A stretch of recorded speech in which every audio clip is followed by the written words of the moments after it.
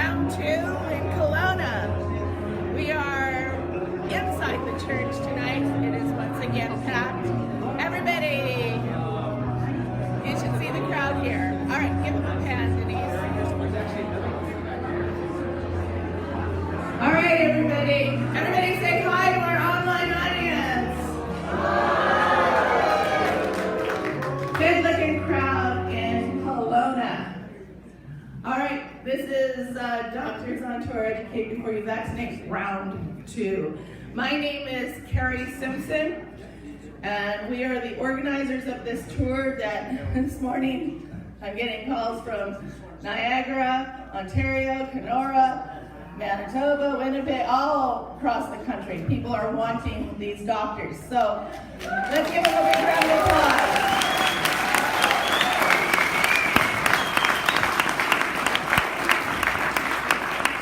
You know, while we are excited to bring this information to you, I can tell you every community that we go to,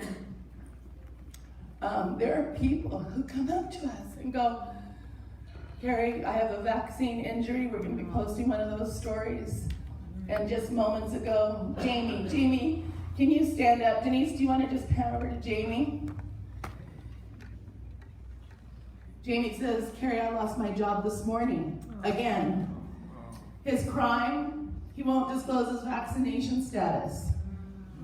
So if anybody here who has a business that can hire Jamie, please help us do it. He's got kids to feed, a family to take care of. This is not Canada. And good Canadians, no. Good Canadians are quiet and contrite and just, go along complying with everything. You are the great Canadians.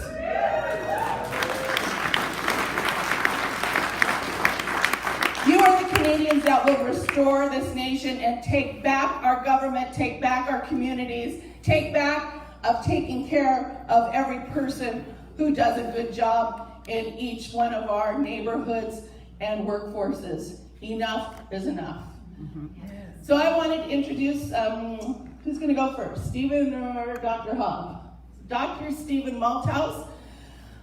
We have the slideshow that you didn't get last night, so congratulations to everybody who got into the building this morning. And some of the information probably will be a revisit, but quite honestly, you guys, there are so many stories to know, they can tell them. I will be passing around an information sheet. If you want us to keep in contact with you, please write in a legible fashion, otherwise I get in trouble. Okay, I'm going to repeat that so I can prove to all the people who enter contact information, please, you guys, write legibly, okay? It helps, keeps things going because there's a lot of moving parts to this tour. And I would just like to say a big thank you from our organization to these doctors. They have stepped up. They are not getting paid. This is...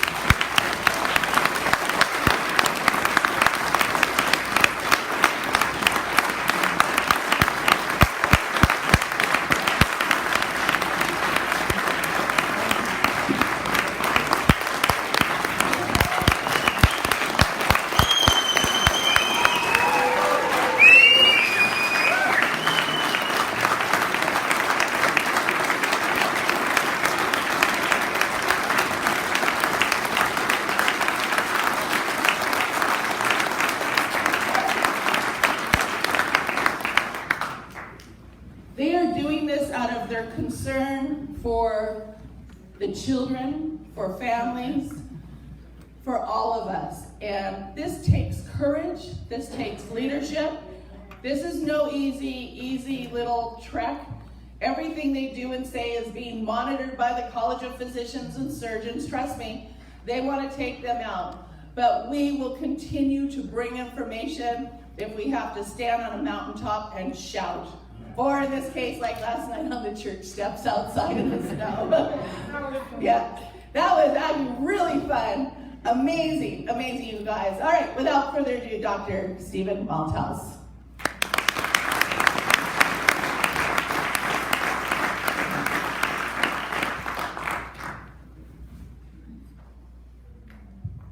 Hello, everybody. Thank you very much for coming. So I'm a general practitioner. I've been practicing for 43 years in British Columbia, and I've worked overseas in pediatric research. I've worked in emergency departments, and I've worked in palliative care. I've been worked in the cities, and I've worked out in the rural community. And so I feel personally, although I'm not a specialist, as a family doctor, I'm kind of like I've had a finger in just about every medical pie that we have. And when we started to see that these shots, but are not vaccines, because they don't prevent transmission, they don't stop you from getting COVID, and they don't stop you from giving COVID if you're sick. When we started to see that these shots were being aimed at our 5 to 11-year-olds, we decided we had to hit the road. We had to come to the communities and speak to you face to face to tell you that what you're getting from public health, from our government, is really, I would have to say, a pack of lies. It's not true. Now, of course, you have two sides here where you have them telling you with all the authority of being public health that these shots are safe and effective.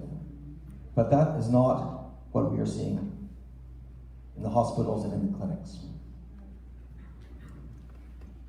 But when they started going after our kids, we had to take a hard look at why. Now, Dr. Hoff and I have been following this for a couple of years, and we realized that these shots, when you look at them, are really not effective, and they're definitely not safe.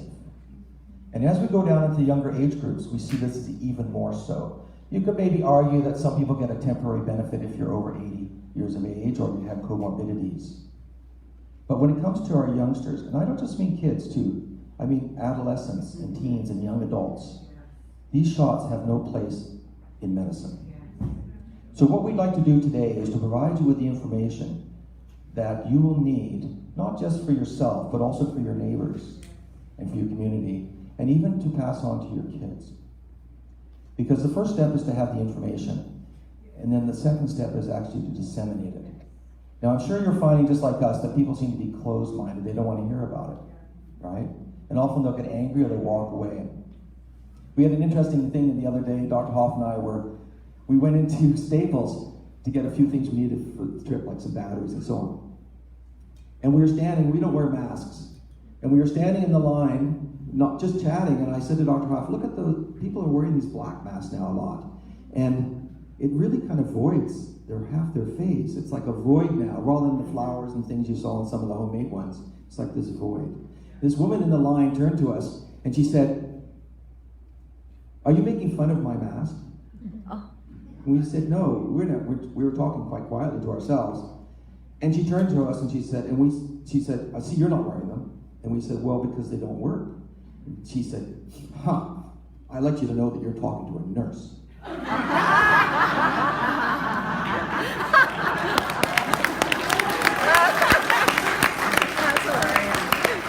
And then Dr. Hoff said, "Well, you're talking to two doctors."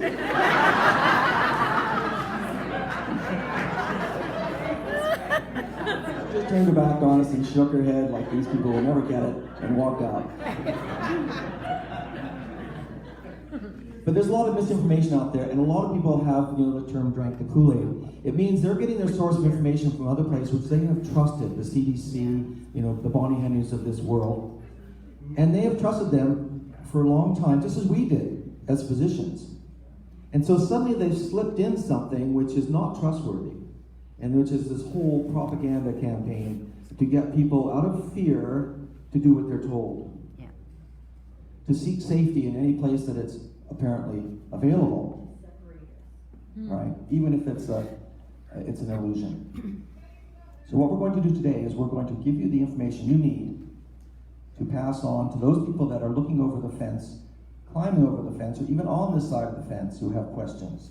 So we're asking you to kind of be emissaries in a way to pass this on. And one of the great ways to do it is with that brochure that we created for the tour, that you can then just pass it. Hey, I saw some interesting things. These doctors were speaking locally, and they talked about some really interesting stuff. And here's the brochure. In other words, we find that if you confront people, they do what this nurse did. They turn their back, shake their heads, and don't want to talk anymore. So if you're able to find a way of aligning yourself with them first, then it's easier. Like you could say, "Gosh, when I wear a mask, it makes it so hard to breathe." Something like that. they go, yeah, I find the same thing, or it makes my face itchy or something, to align yourself with them first. So that way you can actually lead them, like breaking a horse in a way, you take the trained horse and the untrained horse and you go around together, and then eventually the untrained horse gets trained up that way. And similarly, we have to learn how to get inside this psychological brainwashing loop that people are in, where their reaction is mostly anger when you confront them with information that doesn't fit their idea of what's going on. Okay? So we have to be very skillful, and we're going to give you the tools for that. So, educate before you vaccinate. Again, Health Canada came out with the approval for the 11-year-olds. They just followed what they did in the United States. They had a unanimous vote that they should approve this to the 5 to 11-year-olds, despite what the science was saying. This makes you think there's an agenda behind this. And pop-up clinics are appearing all over the place. The school gymnasiums have been targeted as places where they can get 100% more compliance in terms of taking those kids down and getting the shots. The schools can become a dangerous place. And the public health and media they've neglected to give you the information you need to make an informed decision. In other words, how can you make an informed choice if you don't even know what the ingredients are? Impossible. And so many people, like this gentleman over here, are being coerced to take something which they do not want to do, which they know is unsafe for them, to maintain their livelihood. And that's illegal. Yep. So what are the questions we have to ask? First of all, we have to look at COVID itself as a disease. Is this dangerous to my child? First question. Second one, how do the risks of this compare to things we already know about, like the flu, or driving in the car to go to school, or lightning, for example? Are the risks of getting COVID for a child, how do they compare to what we already are familiar with? Then this other thing, I'm going to give the shot to my child because it will protect grandma when they go to visit. Is that actually true? Right? That's a good question.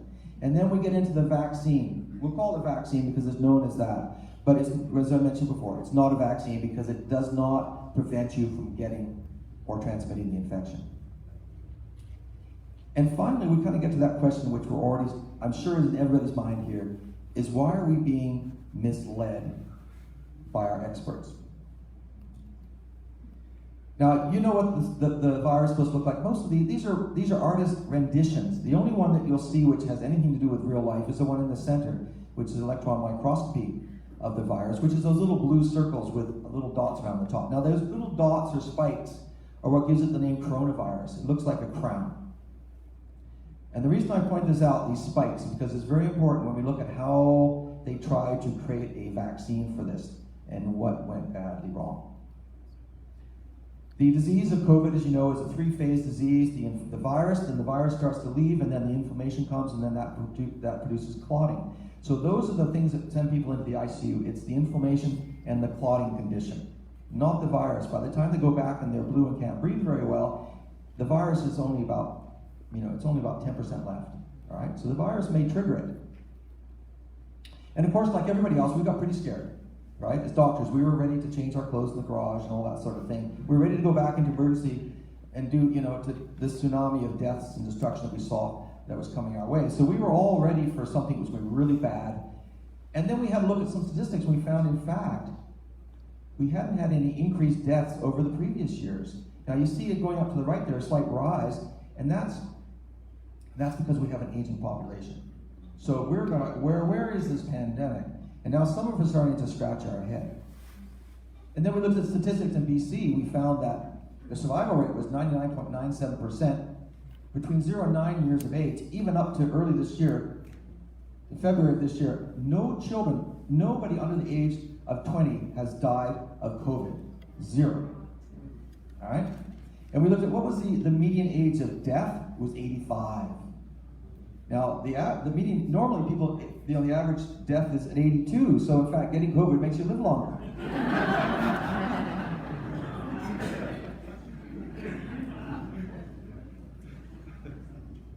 And then we found that the statistics were not accurate. They were misleading us. I think they're up to, I don't know what the number right now, they're at 400,000, I don't know where they are, 800,000.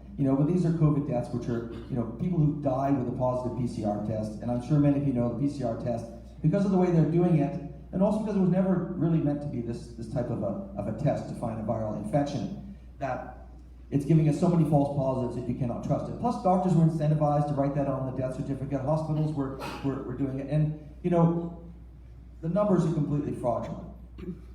And look, here's an example of all these corpses that died, and there's someone carrying a corpse off with what we call the one-handed corpse-carrying technique.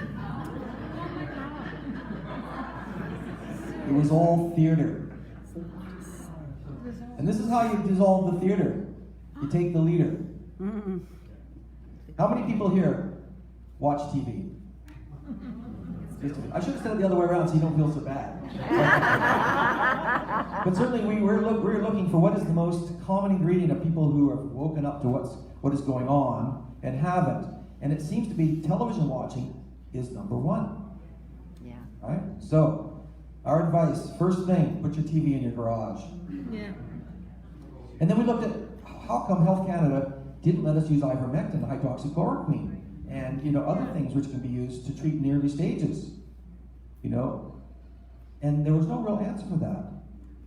But they don't okay ivermectin. In fact, they make it very difficult. And Dr. Nagasi, who was unfortunately not able to be with us here today, you know, he got actually his jobs lifted from him in Alberta because he treated two 70-year-olds who were not doing well with COVID on the ward with ivermectin. Amen. And they got better. So they relieved him of his post. Does that make sense? Nope. Not to me.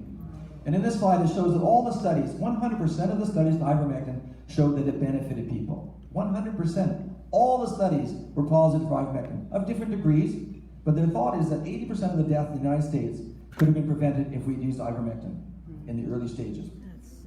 And this is a study here from Malaysia where it shows that people with vitamin D levels which are adequate, that are good, have a 0 death rate from any age group. Look at that. So how many people here are taking vitamin D? Okay. Good.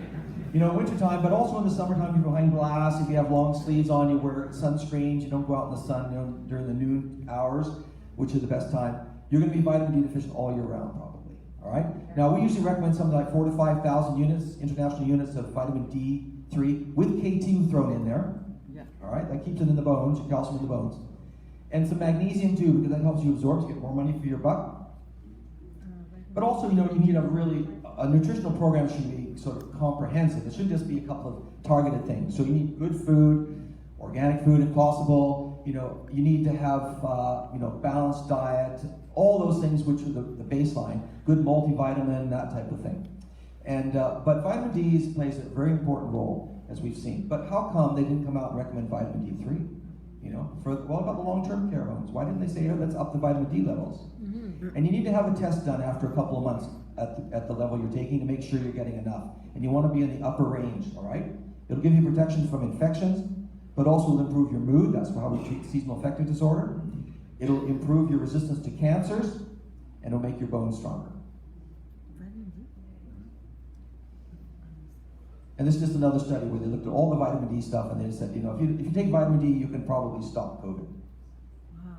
But they had their own ideas in public health. They thought it was better to stay home, to wear a mask, to distance. You know, if you're a hypnotist, stage hypnotist, you have people standing 6 feet away from each other because it increases the anxiety and it makes them more susceptible to hypnosis. So let's get back to that first question. What's the risk to my child? COVID is a disease of the aged, as you can see here. This is from Massachusetts, so it's 82 is their median age of death. As I said in BC, it's 85.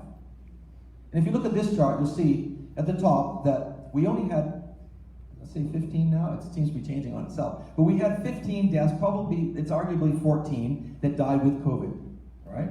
But that means they had a positive PCR test. But they all had comorbidities and they were quite unwell. So it's completely, again, I think we can say that, and this has been proven in other countries, that the death rate from COVID is 0 in that age group. If we look at the influenza, we see influenza was 3 times more likely to kill your child as COVID.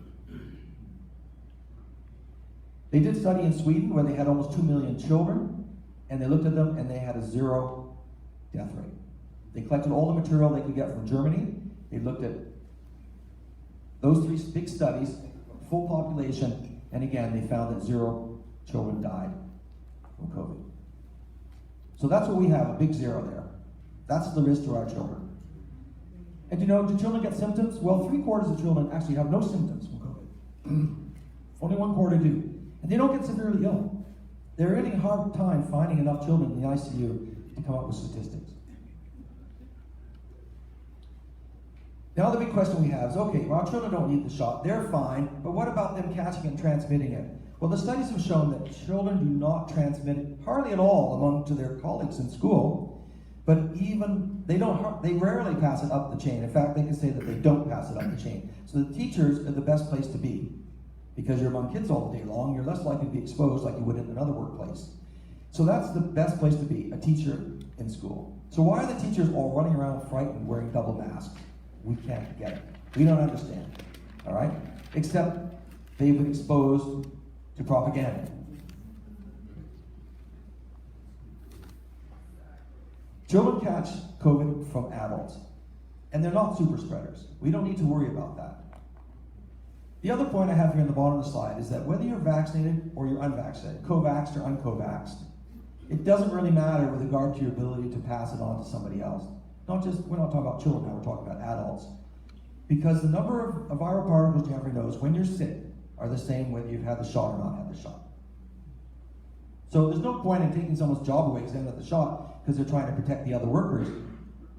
That's not scientifically valid.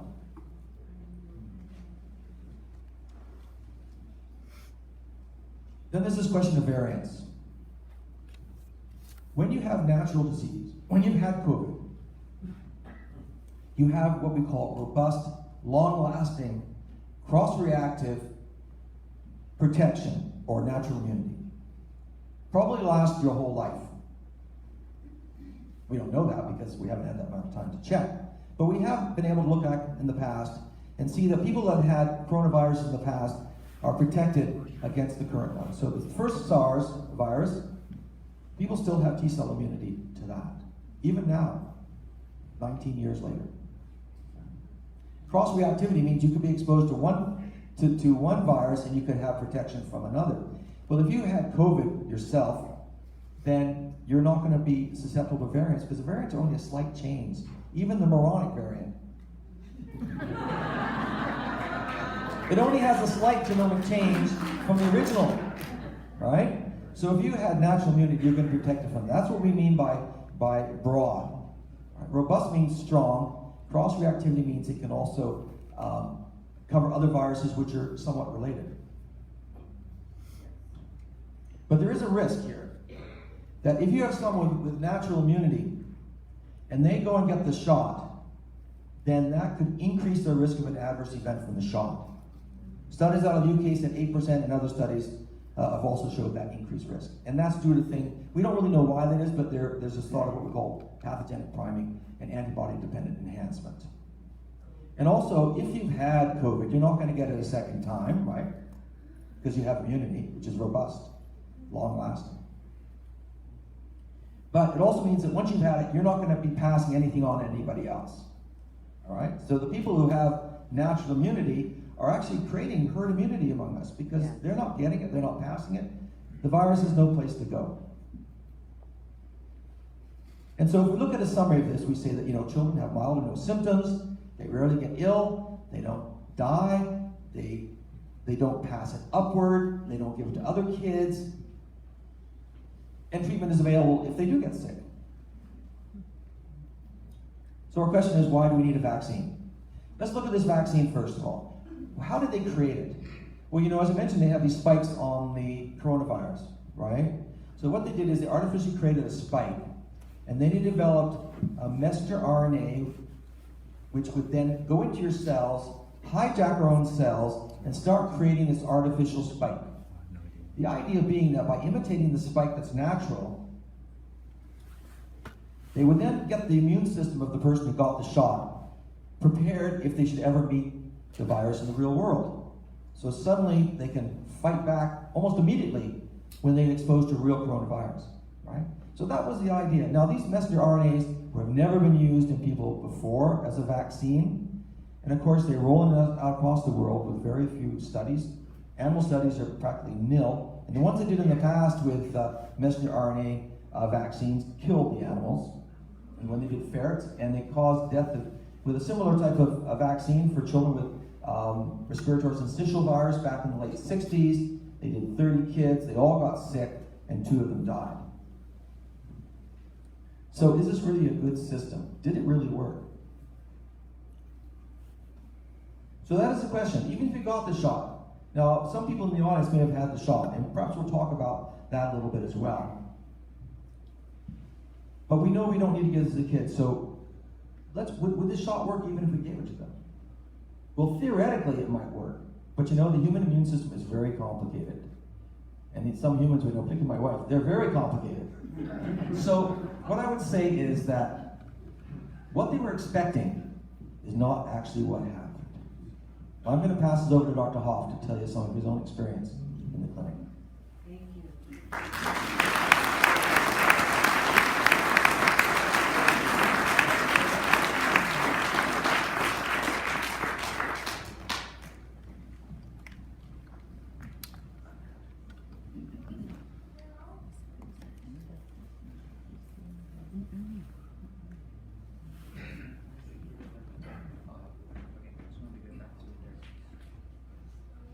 My name's Charles Hoff. I'm a family physician from Lytton in the Fraser Canyon, and I can see we're in a room of truth seekers.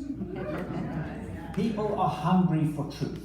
And I think the fact that you are here today probably means that you realize that what you've been told by our public health authorities is not entirely true.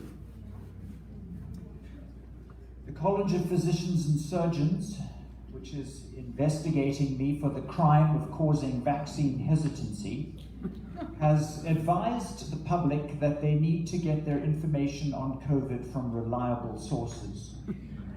I think many people are questioning whether the people who should have been reliable have in fact been reliable.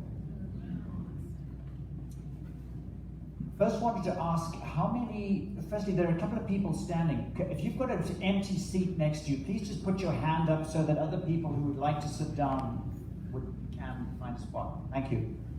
I just wanted to ask how many people that are here now were here last night as well? Okay, I just didn't want to be repeating the same stuff again. Okay, good. Well, We couldn't get in. you couldn't hear it. Okay, you were too frozen out in the snow. Okay, good. Wherever we go, and I think this is about our 5th or 6th presentation, we meet a packed house of people who are hungry for truth. People who are sick of this pandemic. People who are sick of being lied to. And want to hear the truth about COVID from a reliable source. As Dr. Malthouse has mentioned, he and I have done a great deal of research into this right since the beginning of this whole escapade, and both had very serious doubts about what the media and the public health authorities had been telling us right from the beginning, because it did not make sense. When people asked me, what was it that made me realize that what we were being told was not true? And I think it was right back probably in about March of last year, when I actually looked at the numbers and realized that the mortality rate from COVID was about the same as the flu. That's all I needed to know that all of the fear-mongering and the hype and the lockdowns and the masks and the restrictions and the social distancing and the fear was absolutely irrational. Because we were never that afraid of the flu. No. And when I saw that the average age, Dr. Malthouse has mentioned that the median age of people who have died of COVID in BC is 85, the average age is 83. In other words, the majority of people who have died with COVID were already beyond normal life expectancy. So why all the incredible panic and fear? It makes no sense. And when I started seeing what these shots were doing to my own patients, I could not keep silent. It made me very angry. I have been a family doctor in Lytton for 28 years. And when I saw what these shots, my patients were told this was going to keep them safe. And when I saw what it did to them, it made me very upset. Because the Hippocratic oath to doctors is to do no harm. And every vaccine injury is harm to a previously healthy person. And doctors should not be harming healthy people.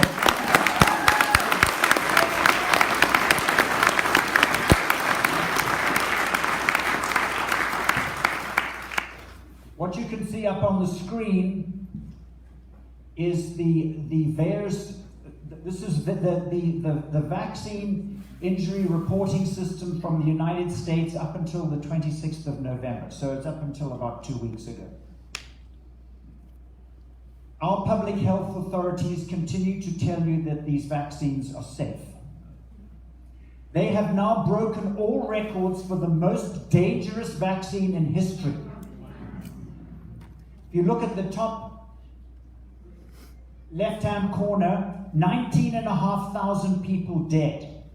There used to be an international standard that if a vaccine killed more than about 20, anywhere between 25 and 50 people, they shut it down until COVID came. And all those safety standards went right out the window. They rolled out an experimental product on an unsuspecting and fearful population who had been primed with fear and were longing for a feeling of safety. This experiment has gone seriously wrong and has killed more people than all of the vaccines in history combined. And yet they continue to tell you that it's safe. They have led people to believe that this will stop them getting COVID. It is a lie. They have led people to believe it will stop them spreading COVID. It is a lie.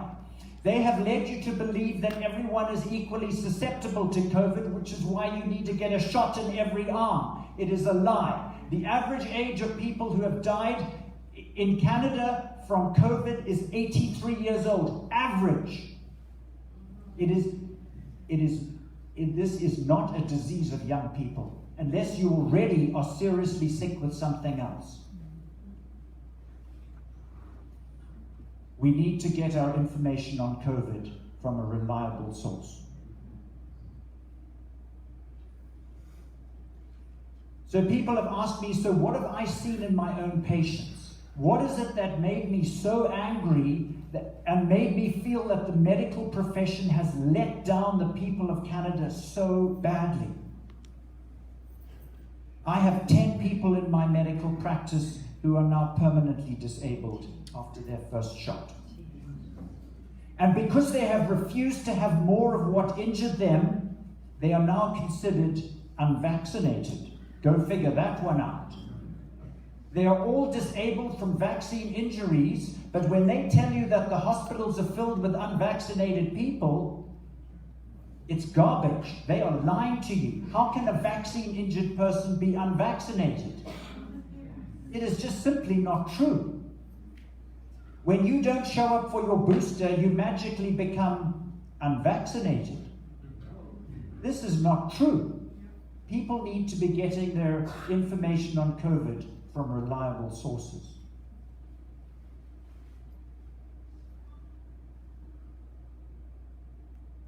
Children are 100 times more likely to die from the COVID shot than they are from COVID.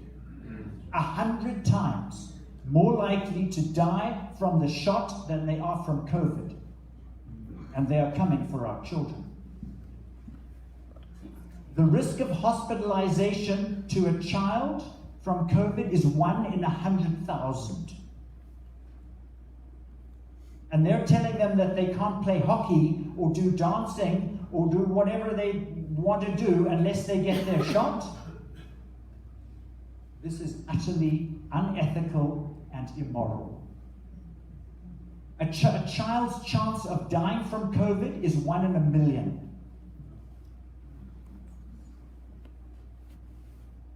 they are 100 times more likely to die from the shot than from COVID. We are told that the risk of myocarditis in young people is a low risk. And I think they've quoted a figure of 1 in 200,000. If you actually do a blood test called a troponin, which is the test that we do in the emergency room to see if you have damage to your heart muscle from a heart attack, if you do that same blood test on young people, adolescents, or children that have had this shot, it actually turns out in the 16 to 17-year-old male age group that 1 in 300 is getting permanent heart damage from these shots. 1 in 300. It is not 1 in 200,000. Canada doesn't have a vaccine injury reporting system. It pretends to have one, and they have vaccine safety specialists who say that they are monitoring it. But I want to tell you firsthand that these people are vaccine injury deniers. Because I have submitted 14 vaccine injury reporting forms on my own patients, and the feedback that I got back is, no, these are not vaccine injuries, these are all coincidences. So when doctors try to report the vaccine injuries, it gets censored higher up, and then you get told it's safe. This is not about truth. This is about power and control and money.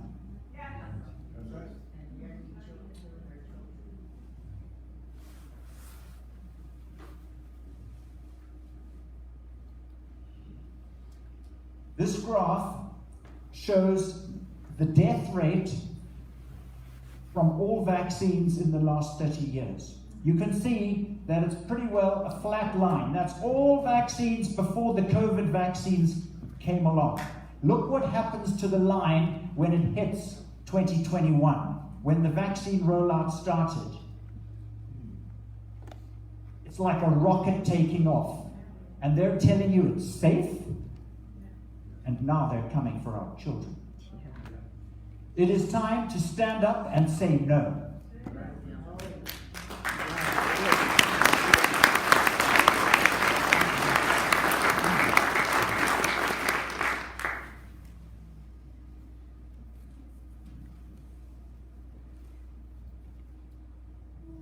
This is a tragic slide with a collage of young smiling faces who are now dead. We are going to be seeing much more of this. This is murderous. The risk to children from COVID is almost zero. It becomes, if they are completely healthy, it is zero. If they've got congenital heart disease or some serious other condition, well, they're already very weak, and those are the 14 in Canada that have died with COVID all had very serious other underlying conditions. But the risk to healthy children is almost zero. And the reason is that children are naturally protected against COVID because the ACE2 receptors in their respiratory system that the virus uses for getting into their bodies are very, very few. That is why 3/4 of children who get COVID have no symptoms at all. 3/4. And they don't spread it to other people. It's been found that being a teacher is one of the safest professions in this pandemic because children don't spread it. Adults give it to children, not the other way around. So there is a child that gets told they need to have this shot to protect someone else is being lied to. The children of Canada are the future of this nation. Yes. We need to be protecting them. Yes. The public health authorities will tell you that these shots cannot affect fertility. Fertility studies take many, many years to do. That's why any new medication that comes out, there will usually be warnings about using it in pregnancy. And it takes many years, it normally takes between 5 and 10 years to decide if a vaccine is safe. And 90% of all vaccines that are developed never are marketed because they're either found to be unsafe or effective. Yet they're telling you that this will not affect fertility. Autopsies of vaccine-killed patients have now shown that these spike proteins end up in every organ in their bodies. And they concentrate particularly in the ovaries. So all of these women who now have abnormal periods, or no periods, or clots, or a messed up menstrual cycle, need to know that they've probably got ovaries full of spike proteins. It takes many years to decide if something affects fertility because there are so many factors that determine fertility. I am looking for some young men. We know that there are certain parts of the body that are particularly vulnerable to these spike proteins. And the ovaries and the testicles are two of them. So I am looking for some volunteers, for some young men who would be willing to have a sperm count before and after their COVID shot to see if they got sterilized. So if anyone's interested in risking your future, please let me know. I hope you won't. I hope you will realize that this experimental product is not safe. The experiment has gone very badly wrong. And unfortunately, pictures like that are the simple proof. So we're now going to throw this open to questions, and we will do our best to answer them.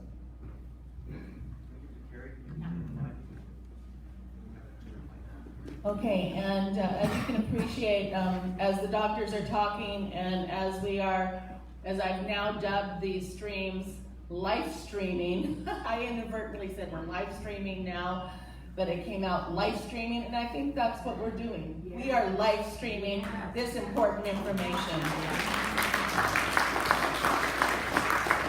So just a couple of things. I want to take this opportunity to very much show our deep appreciation to Pastor Ted Bonk. I don't know where's Pastor Ted? Come here. Come on. And his wife. Yeah, she thought she was going to not get over there. All right, give them a big hand. They have done.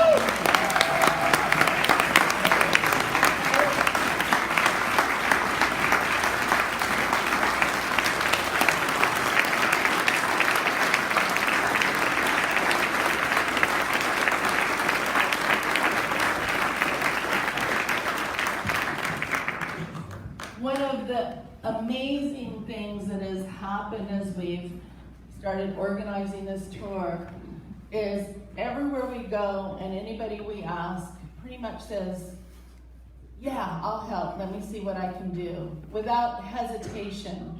And it has just been an amazing blessing to be part of this, to see the good people across this province just come together, community after community after community, to make sure that these doctors have an opportunity to bring this life-saving information to everybody. So please do your part. Make sure you share. You can go to my Facebook page, and that's just Carrie Simpson. All the live streams that we're doing can be found there, and you can share them. There will be videos put up. We had a wonderful videographer travel the island with us. Todd, kudos to you, and I know he's working hard right now to put production a video up so that those that we can't reach can also have access to it. So this team of people that is just coming together is just really incredible to make sure that we save the kids. So I am going to ask for just any help you can give us for the doctors. I'm sure there are costs, the brochures, literally $10,000 here and there for brochures to hand out so people are equipped. Please make sure we have your information to contact. We will be doing a lot of amazing things. in the new year that you will want to be a part of and hear about. What else? You have the responsibility to help us solve this problem. These guys can only go and talk so much. That information has to be amplified.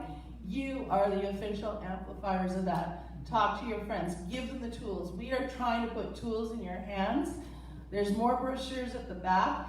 Please take enough to give out to your friends and neighbors. Make sure they have the information. And there'll be so much more to come in the new year. So without having to take up too much time, because there's always lots of questions, I will be interjecting because there are so many questions coming online and they're all coming through my phone. So, but we'll go to the audience first. All right. So I think the best way to do this is actually by line, because we get confused when you put up your hands. We don't know which one went up first. So let us create a line over in this aisle. So we only have one extra microphone. If we can create a line over in this aisle here, that's all right. And then we'll just take it. Well, I think what we're going to do is this. If we need kind of one line because we have one microphone, and that'll help. Okay. We're going to bring it out to you. Yeah. All right, and don't be shy because everybody learns from the questions that you ask. And one of the things I would like to say is, you know, our schools are not entirely safe now. Mm-hmm. And we have to admit that. We hand over our children behind closed doors into the hands of people that we previously trusted, but now we're finding a lack of trustworthiness. It's not because these people are evil, but they actually are afraid of COVID themselves. You know, a lot of teachers are very, very frightened, and they're getting the shots because of that. And they don't have the information you're going to get from today. They don't know that children are actually safe to be among.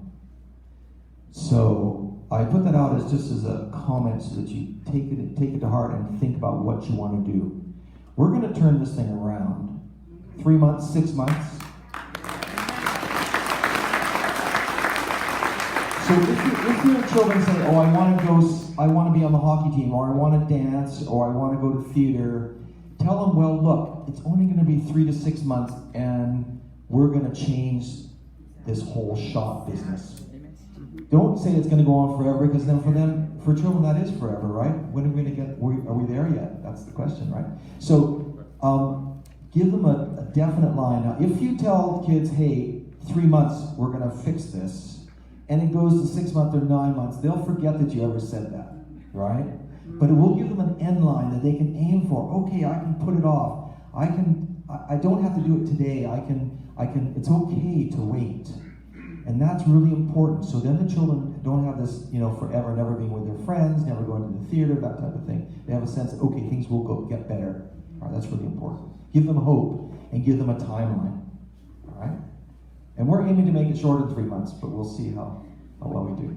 The other point is, we've heard of united non-compliance. The key there, non-compliance, you know what that means? It means, you know, trying not to wear your mask, setting an example for everybody, and particularly your children. You know, speaking out when you get a chance, challenging experts, and so on. But united means us together. Now, there are two ways of looking at that. There are people who have been vaxxed, double vaxxed. In fact, we had a doctor who's with us, Dr. Maurice, who's had the 2 shots herself. But the other, I'm sorry, I take that back. It's not Dr. Maurice, it's a doctor we had just before her, previous doctor, Dr. Kindy. And she felt the first one that she did because she trusted, and the second one because she was coerced. To see a loved one in the hospital, she had to get the second vax. So we have 2 groups that are among us, that are the vaxxed and the unvaxxed, but we're still one family. So we have to create unity among us. Yeah. One family, one humanity. Yeah. So let us not be afraid of the vaxxed, and let not the vaxxed be afraid of the unvaxxed. Let us take reasonable precautions, but let us try to remember that we are the other person having a life experience as a human for a very short time. Okay. So let's have some questions. All right, here's the first one. Hi, first of all, I'd like to thank both of you for being here. One thing I'm curious about when this vaccines first rolled out, they started with age groups and appointments were set up, and meals were sent out and you had a certain time where you had to go. And then it just became clinics everywhere, and I'm wondering about who knows or who started the study, whereas who gets what in their injection. Like, are you getting a saline? Are you getting, in other studies for heart or kidney or whatever, there's always a 50-50 group, and somebody's at the top and knows who's getting what, even though you don't know if you've ever been part of the study. Who's at the top? Who's studying this? Is there any information out there on what kind of shot you actually got? I guess is my question. Thank you. Yes, it's a good question. Who's doing this to us? And what is their motivation? But yours is more specific. It's about the shots themselves, the constituents, the contents of the shots. Of course, we're in a phase 3 study, right?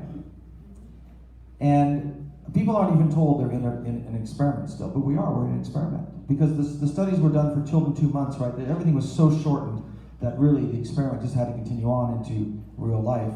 And in fact, one of the people who was quoted that was on the advisory committee for the FDA, and this person said, well, we're not going to really know what the side effects are until we give it to the kids. It's like they haven't done the safety study, so we are the safety study, right? But they found when they looked at the VAERS report that 5% of the lots, now a lot is a batch of them, 5% of the batches or lots caused 100% of the deaths and the adverse events that were reported. So there is some question, could people be targeted? And certainly it seems like the way this is being rolled out, we give it to the indigenous people first, we give it to the underprivileged, we give it to, the elderly, giving it to these people under the guise of allowing them to have a better access, or because they need it. And we start to wonder whether there is another agenda in terms of trying to actually cull certain parts of the population. That question is there, but we do not have the definitive answer for that. The evidence seems to point towards that. In other words, targeted medicine that's going only to 5% of the population, this is in the United States, and also the age groups, the people that are being picked out to get it first. Right? So, can't answer that question entirely, but it is certainly a possibility. With regard to what's in the shots, that maybe someone else has that question, but we have from reliable sources, at least 4 different independent sources with laboratories looking under electron microscopes, doing spectrometry, which actually tests what's in the material. In other words, what kind of metals are in there, what substances, to show that we do have nanotechnology in these vaccines.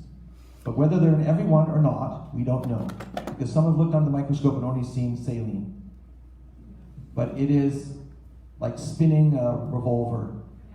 It's like Russian roulette. We don't know if there's a bullet in the chamber. Next question. All right. Welcome. Hi. My name's Marley, and I'm a registered carry, and I'm not able to work right now.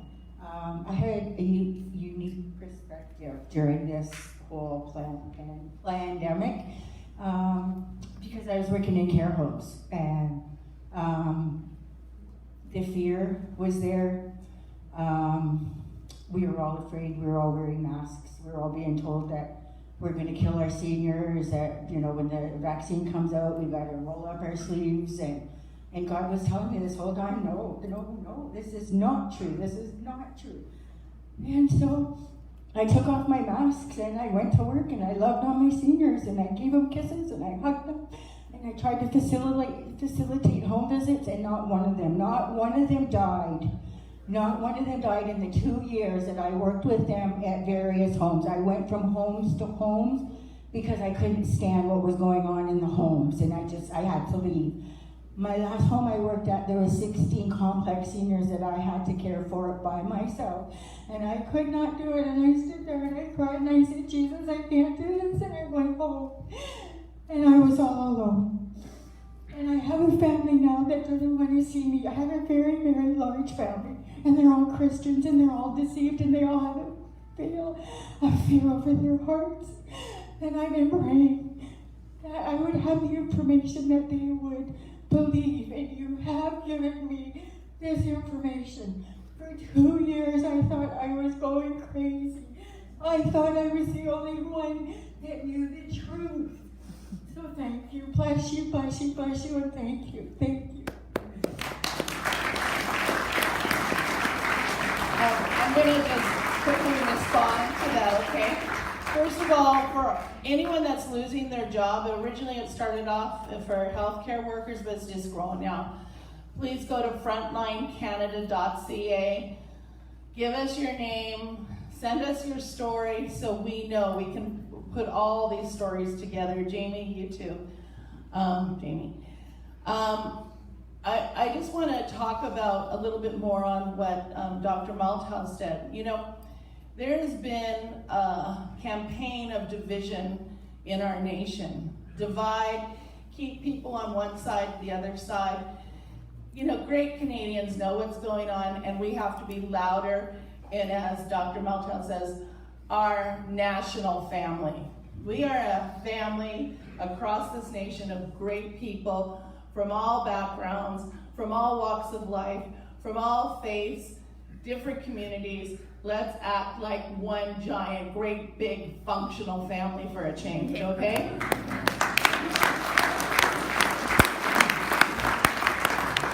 When this caregiver talks about there's nobody to help her, you guys, this is now going to start affecting you because we are creating a social disability. When you call for that ambulance, their drivers are down because I know how many ambulance drivers I have. I know how many paramedics I have, and there's a lot of them. When you need an emergency room doctor, good luck, because I know how many doctors have now said no to this and have been denied the ability to practice in hospitals, and there are a lot of them. Nurses, when you're sitting home in your hospital bed alone and you can't get anybody's help, that's because they fired the nurses. What they did is they took away your ability to be cared for. We are intentionally crippling our society on every front. That's for another session. I think we all know that this isn't about COVID. Right? There's a lot of moving parts to what's transpiring here, and we will be back. The doctors will be back. The Be Strong, Stay Free tour will happen, and we'll answer a lot of those questions because we don't have time. I mean, we can talk about the super cluster program. That sounds like something tinfoil hat, right? Well, okay, then put the hat on Trudeau because it's his program, okay? They are giving out billions of dollars in grant money right now to big data collectors, okay, under the supercluster program. And he's selling it, oh, well, this is the Silicon Valley of the North, you know, we're gonna create all the technological geniuses and put them together. No, they're giving grants to various digital communities and corporations to create databases. They want to track your genomes. They want to track all this stuff. One of the programs is called, they are creating smart underwear with fabric made with high sensitive sensors that report back to an AI platform. Okay? That's why you want to be on our list, because we can present all that information. That we can't go 3-hour days on this. I think it's a good idea because it'll tell you when to change your underwear. Yeah, wives unite! Yay! Finally, we don't have to keep our hubbies in line anymore, right? See, Dr. Malthouse is the ultimate optimist, as you can see. And you know what they're calling it? Skin. Okay? I'm serious. Your money, your tax dollars, $1 billion went into this program, and I can go on, and I'm not going to. What I wanted to say in response is we are being affected on this. Dr. Malthouse gave some very wise words to give to our youth. Well, you know what, on the news tonight? Doesn't matter anymore if you're double vaxxed. They're shutting down all the sports in Ontario. Oh. Okay? Guess what?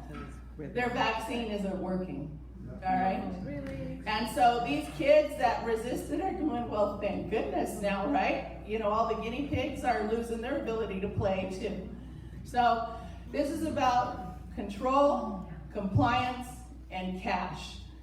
This is a multi-billion-dollar industry that's going to big pharma.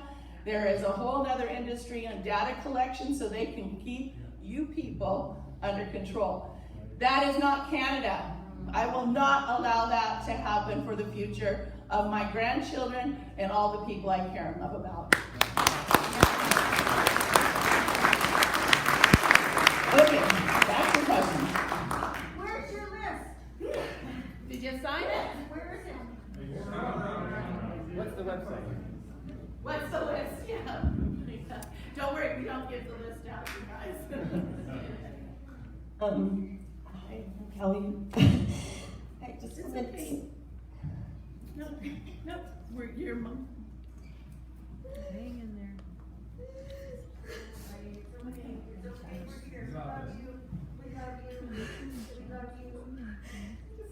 see them, but unless any advice or can help me in any way. My dad is in the hospital. He has Parkinson's and dementia. They're saying it's end stage, but he's not dying quite enough to allow his daughter to see him. I'll sneak you in. I'll sneak you in. I was there for when he was in the emergency room for 9 nights, and I just went home to shower, and then when his vitals stabilized, they said I can't come back anymore. My mom has to go every day, and she sits there for 9-10 hours by his bedside, and she's got high blood pressure, and it's not good for her. And I wrote a letter to see if I could get it overturned, and they declined it. They said if I get an exemption from a doctor, then I'm safe to come in the building. I don't know how that doesn't prove that this isn't about safety. So you need an exemption from a doctor to say that you can go in? Yeah, that I don't need to be vaccinated. Okay. So why don't you wait till we're finished, okay? We'll talk to you. We'll try to help you. Very much. I'm gonna quickly say this too. So in my work, I have engaged in a lot of adventurous activity, shall you say. So one of those things was we went to bat for a lot of moms and families when there were too many apprehensions taking place, okay? Years ago when there was a big political challenge to a public inquiry, which we won and what have you. But during the course of that, there was opportunities where, for instance, moms who had a history of being in foster care, their babies would automatically be apprehended, right? We've seen more and more of this, especially if you were Indigenous. So on this occasion, as long as you walk into the hospital with authority, scrubs might work in this case, and look like you know what you're doing, you may get access to the places you need to go, okay? Whether you're supposed to be there or not. Another case, was a 16-year-old girl that they had under guard at Children's Hospital, and I managed to weasel my way in there looking very officious and what have you, along with a lawyer that I had in tow with us. And as long as I got the lawyer delivered to the kid, I was good. They could take me out and arrest me afterwards. But, there are ways. If you have loved ones, you do what you need to do to get to them, okay? All right. I have a question about shedding. So you said that your body becomes really a spike protein factory, and there's lots of information. I teach piano lessons, so I have people in my house 5 hours a day. I'm sitting a foot away from them. I have a daughter with compromised brain function and stuff, and I've heard that this is neurotoxins. What is your opinion on shedding? Is it dangerous? Yeah, so the question of vaccine shedding is a frequently asked question, because all around the world reports have come in particularly of women getting abnormal menstrual bleeding and clots and hemorrhaging, and even postmenopausal women starting to bleed again after being in contact, and it can just be in the same airspace as vaccinated people, and other people who just don't feel well after they've been in the presence of vaccinated people. So vaccine shedding had been known with other vaccines before this. Apparently the mechanism is, and they've done this with bats, for example, where you can vaccinate one bat and it flies back to the bat colony and they all huddle together in their little bat colony, and one bat can spread the vaccine to other bats. So self-spreading vaccines have been done before. And Pfizer, in their study design for their, they did a very short 2 or 3 month safety or research trial, was a sort of a pretense of a safety research trial, before these shots got emergency approval. And they mention on page 67 and 68 that there is something that is released from the breath and the skin of vaccinated people that can affect others. And they specifically mentioned that pregnant or breastfeeding women that have close contact with vaccinated people needed to be monitored. Now, they did not say what was being shed, but the fact that it seems to cause hemorrhaging and clots strongly would imply that it is the spikes, because we know that these spike proteins are toxic and they cause clotting. So the way that shedding works is little, what are called ectosomes. That's how self-spreading vaccines work, where basically a cell in your respiratory system creates like a little bud. It's like a little bubble that has a cell membrane around it, and some of the contents of that cell would be in that bubble, which you would breathe out. It could also be in your perspiration, in other body fluids, but if it's coming from your respiratory tract, it would go out in your breath. But we know there are other things, there are other very toxic things in these shots as well. And you've probably all heard of the graphene oxide and many other things. These things are toxic on many different levels, but it is the spikes particularly that cause the clotting and bleeding. This is where we get to argue with each other. And because what Dr. Hoff said about the vaccines which transmit among bats, it's a different type of vaccine though. Whereas when you get the mRNA does not actually replicate itself as much as it replicates the spike. So the spike transmission is more likely. So it's not as though you actually get the vaccine full force because you're around someone who recently had it. Would you agree with that, Dr. Hoff? And then there's another aspect too, because we know about the nanotechnology, and some people describe sort of a feeling almost like radiation sickness. They get diarrhea, headaches, they feel woozy. I've had people get this even when they're outside, which would suggest with, sitting by a campfire with air moving circulation, that if you create a lot of spike proteins, it would be hard to transmit that to someone. So there's also the idea that there's a transmission through some kind of a radiation effect, electromagnetic radiation. And so this is often left off when we talk about treating people who are having adverse effects from either the shot or from being exposed to the shot, is to turn off your Wi-Fi. Right? Stop wearing headphones. Don't create an electric charge across your brain, because if we have magnetic material, it's going to go where there's the highest electric activity, right? So that could be your heart, your nervous system, your brain. All right? So just keep that in mind. We don't want to put all our eggs in the spike protein basket, because we do know there's something else going on in these shots, and we want to be aware of that. And it could be that our exposure to the electromagnetic field, such as just having our Wi-Fi on that we don't think very much about, or putting our cell phone in our pockets, right, is actually going to add something which could cause a predisposition to spike protein transmission, shedding, sickness, okay? I just wanted to add one aspect to this whole issue of shedding. Those that are controlling us in this pandemic have tried to drive a narrative of fear and division across this land, where they have tried to set the vaxxed against the unvaxxed and tried to create this narrative that the unvaxxed is somehow dangerous. That my shot only works if you've had yours. Go figure that out. I mean, it is a completely devoid of logic. Right. But we also need to be aware that if we are now fearful of vaxxed people, we are supporting this narrative of fear and division. Yep. Unity is strength.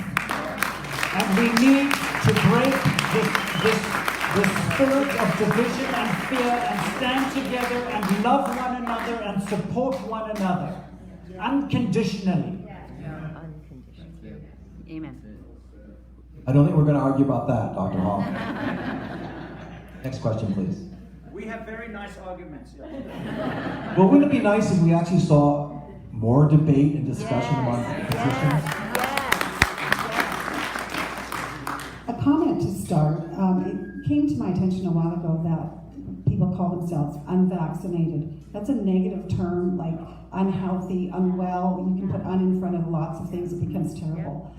I think we should all start to change that narrative by saying we are jab-free, passport-free, whatever we want. Come up with your own terminology, but let's change the narrative so we don't seem like the bad, unhealthy people. Yep. Very good point.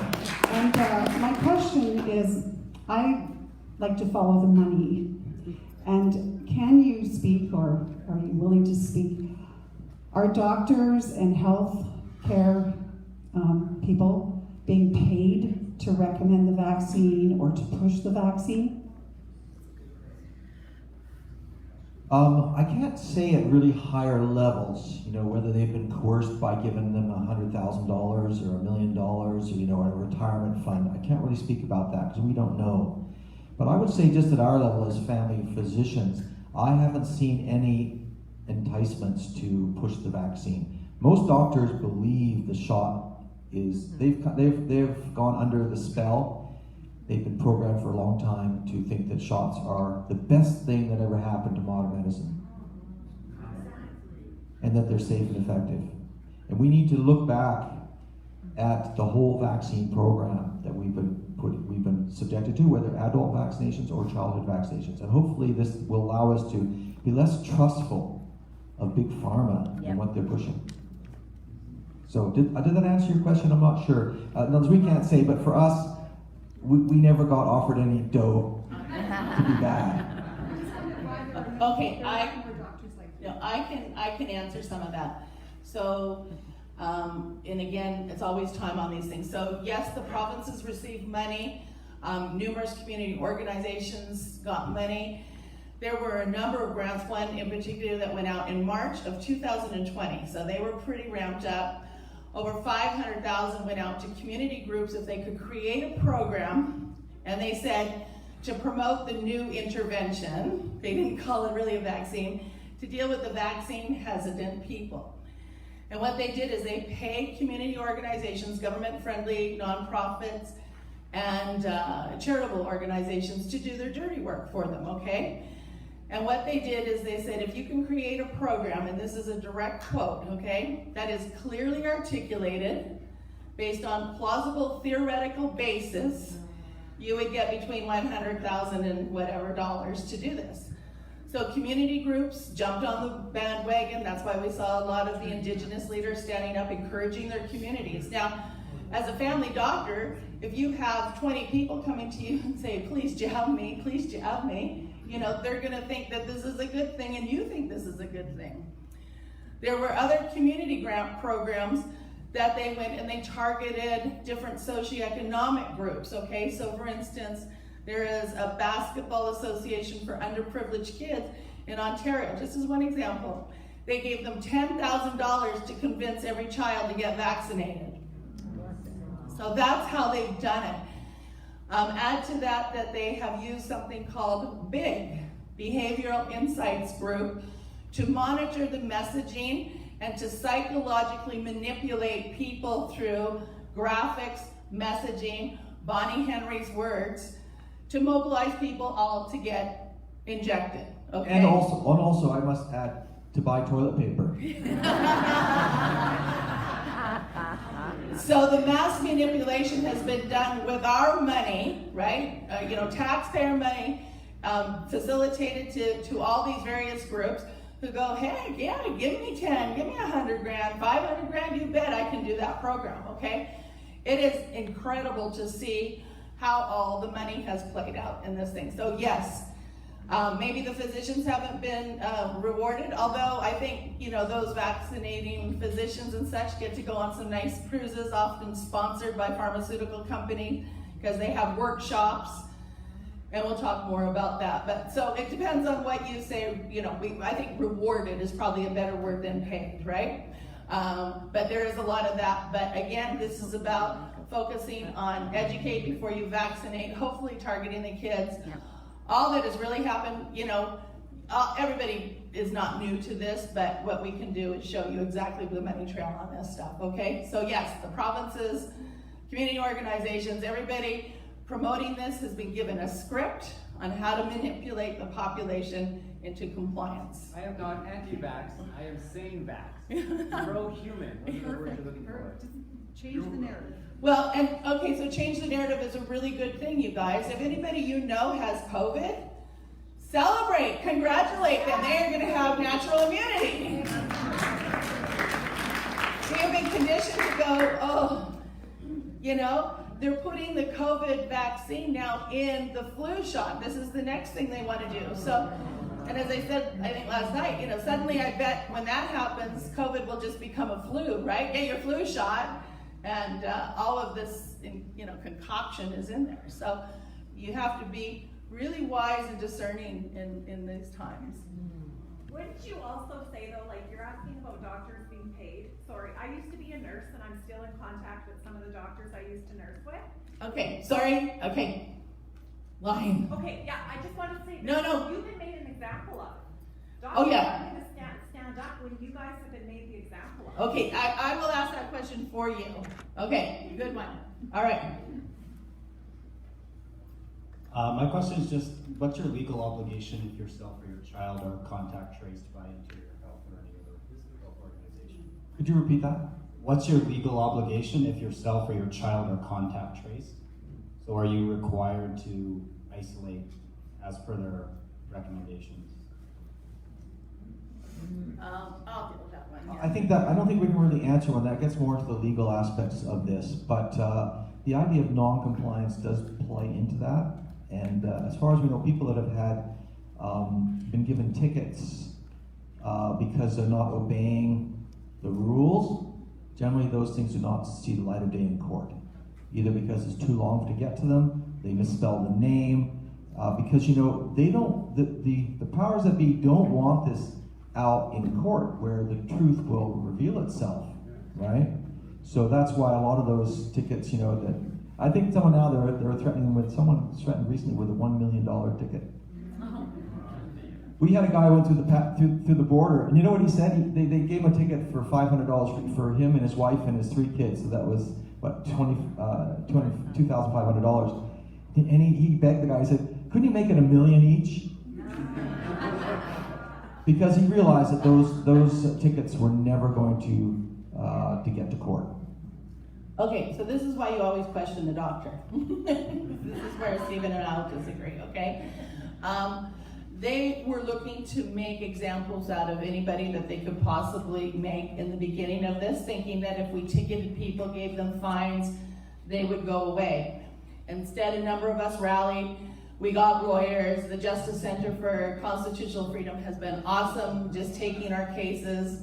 When churches decide they were going to hold services and not comply, I was the one that confronted the cops out front. When they didn't know what order they were actually operating under, they went away, but we were still fined.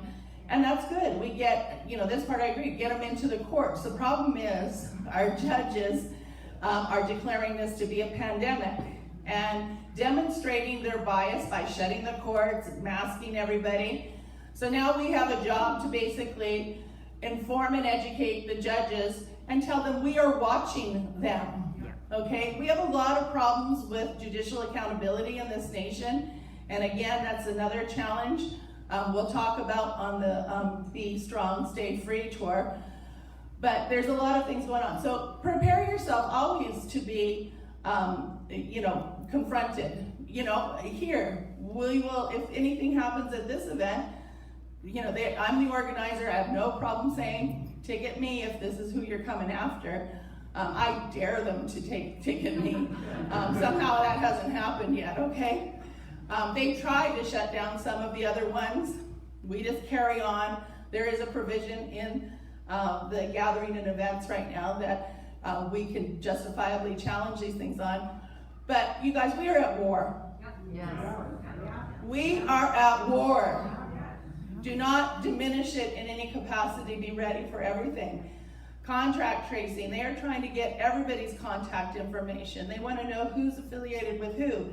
When Bonnie Henry brought in the order prohibiting kids who weren't vaccinated from returning to university in their dorms, we went to war. We got it changed. But when you look down the order, she wanted not only the names of the students who weren't vaccinated, but all their contact information that the university had on record. Wow. So many people didn't even know that their information is being given over for this big data compilation, okay? Lots we need to be aware of. We need to be wise. We need to get more informed, and we have to bring more people on, okay? So just be prepared for everything. If I was quarantined, I would not comply. My family has not stopped meeting from the onset of this. I have 4 beautiful kids. I have 16 grandkids and 1 on the way. I will not participate in the abuse of those children or my family. Yeah.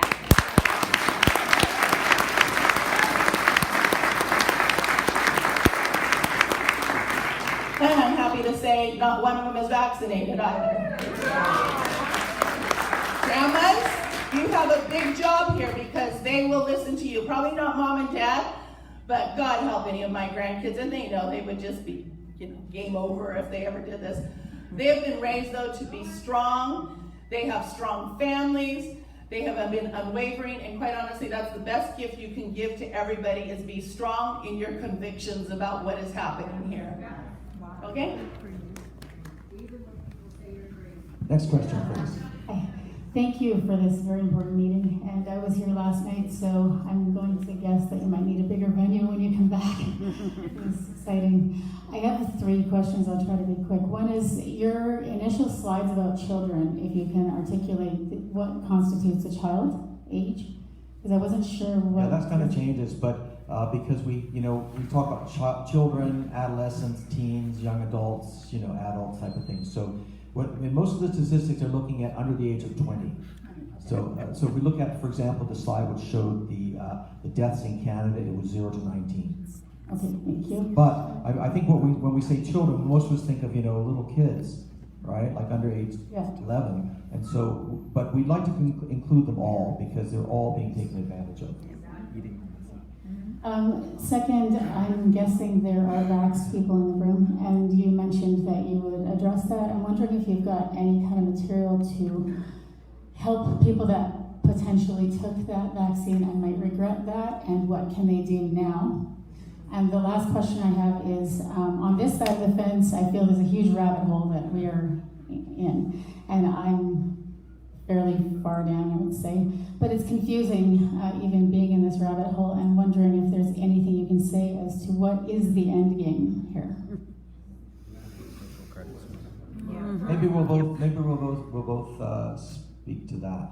So first of all, with regard to what you can do to treat COVID or COVID shot injuries, it's a bit beyond the scope what we have here to go into all those details. So there's everything from pine needle tea up to ivermectin, etc., and even steroids. But so we would suggest that you go to the World Council for Health site, or you can look on the brochure. You'll see on the back panel that there are 3 locations. One is the Mama Bears Project, which has got lots of things to go off of that. So yeah, and we're working very hard to try to figure out how to reverse COVID shot injuries. And I had one case, a woman who had tremors like this, and from her shot, and continuous, and she put ivermectin, a couple of drops on her wrist, and within an hour and a half, the tremors stopped.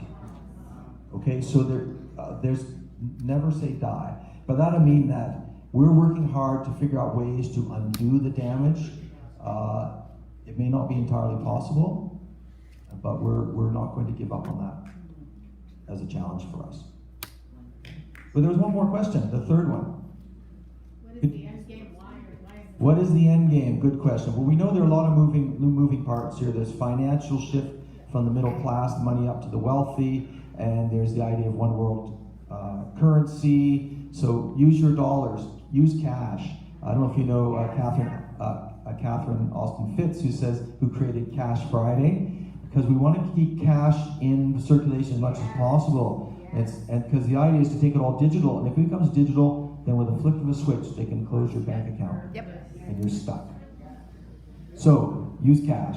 But that's just one thing. There's a whole bunch of stuff shifting there. There's a shifting in health. There's a shifting in control, because the shot is designed for the next step, which is surveillance. You'll know where you are, everything you're doing. Your fridge will be reporting on you. You know, what did you have to eat today? Your underwear.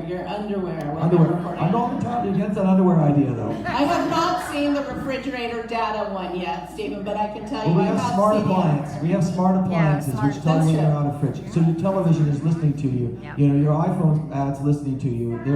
All that information, because most of you have this experience where you're talking about dog food, and suddenly, what are we going to give our dog for dinner? And suddenly there's, Camel ration adverts coming up on your phone. So you're under surveillance, and that is going to increase to the point where we become like the Chinese system. Now, then there's deeper aspects, and even goes into the idea of the spirituality of humans and how to influence that. I'll pass it to Dr. Hoff.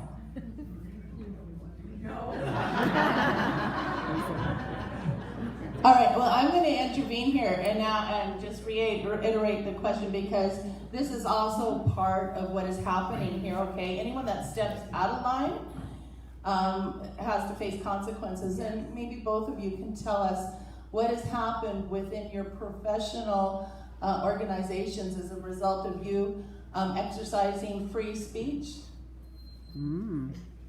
Okay, I'll give Dr. Hoff first. There is a lot of censorship going on. There is censorship of information, there is censorship of science, and there is censorship of doctors.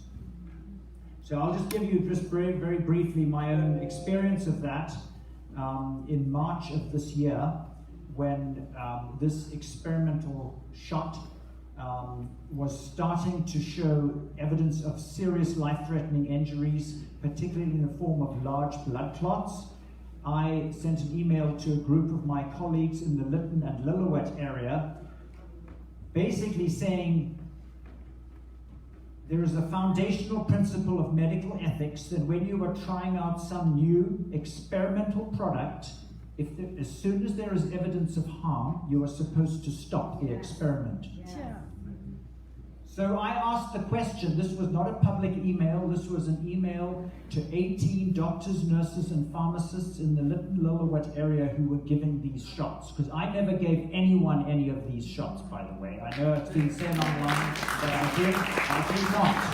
Because I had researched the past history of gene-based vaccines in the past, and there was nothing good.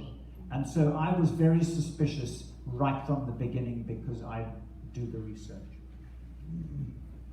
When I dared to question the safety of this, I was reprimanded by Interior Health. I was told that I was going to be reported to the College of Physicians and Surgeons for the crime of causing vaccine hesitancy, for which I am now under investigation. I was told I was not allowed to say anything negative about these shots in our healthcare facility in Lytton. And I was told that if I had any questions about them, I was not to speak to my colleagues, but to the medical health officer in charge of the vaccine rollout for the Thompson-Nicola area. This is censorship of doctors. When doctors are told they are not allowed to question the safety of a treatment, something is seriously wrong. And about 6 weeks later, when I explained to an emergency room nurse, I explained the study from Duke University in Singapore, which is, to my thinking, the clearest evidence of why somebody who has had a natural COVID infection, which gives them an immunity that lasts a minimum of 18 years and that is broad enough to cover every variant, why somebody who is naturally immune to COVID from natural infection does not need a vaccine. I was fired. I lost my job as an emergency room physician by Interior Health for explaining to a nurse why an immune person didn't need to be vaccinated. This is censorship of doctors. Is it population control or what is why? Yeah. It's mind control. When they censor science, the College of Physicians and Surgeons have said that doctors are not allowed to contradict public health narrative. That is censorship of science. We are trained as doctors to practice evidence-based medicine, which means that you're constantly re-examining the evidence. We know that medical policies change and science changes constantly. As new evidence comes out, you've got to change what you're doing. You've got to follow the evidence. We are being told we must not follow the evidence, we have to follow the politicians. What was the definition of pandemic before this craziness started? Because I cannot search and find a definition. Okay, I'll just answer that briefly. The definition of a pandemic was changed. The previous pandemic was in 2009, 2010, the H1N1 pandemic. Swine flu. Pardon? The swine flu. Swine flu epidemic, yeah. And that was a new strain, and they tried to create a lot of panic about that in the medical community, and it turned out that the mortality rate from it was about 1/8 of previous flus, and so the whole thing fell on its face. And their fear-mongering didn't work. So after that, they changed the definition of a pandemic. Previously, a pandemic was a highly dangerous disease that spread around the world. An epidemic was a disease that was regionalized, and a pandemic meant it was worldwide. So they changed the definition in 2010 that it didn't have to be highly dangerous. It just had to spread around the world, so that they could call this a pandemic. Wow. But it is a plandemic, and that was part of the plan, so they could drive this narrative of fear. And now they've changed the definition of what a vaccine is. A vaccine previously was something that made you immune to a disease. This doesn't. The vaxxed people are still getting COVID and they're still spreading COVID. They're not immune. In fact, they probably spread it even more because they have exactly the same number of viruses in their respiratory tract as an unvaxxed person. A vax-free person, thank you.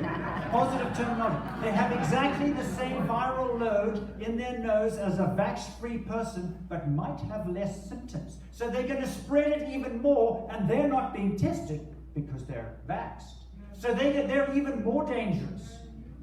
So this is a pandemic. All right, and then just one other response to what is going on here. We know what's not going on here. We know that nobody is getting healthy or better, right? So I think we all know that this is not about COVID. Trudeau told us what it was about, so I'll just use his words. It's about the Great Reset. Okay? To think anything else is going on is to just, to abuse your brain power. So please don't do that, because we need everybody's brain power on what's really going on here, right? So we have been watching more and more what is called a globalist agenda, right? And I agree 100% with Dr. Stephen Malthouse.